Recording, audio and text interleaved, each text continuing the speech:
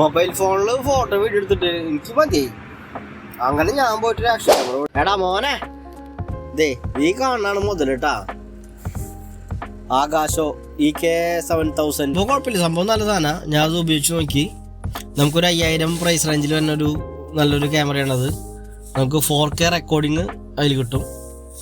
പിന്നെ ഇതിൻ്റെ ആകെ ഒരു പ്രശ്നം എന്താണെന്ന് വെച്ച് കഴിഞ്ഞാൽ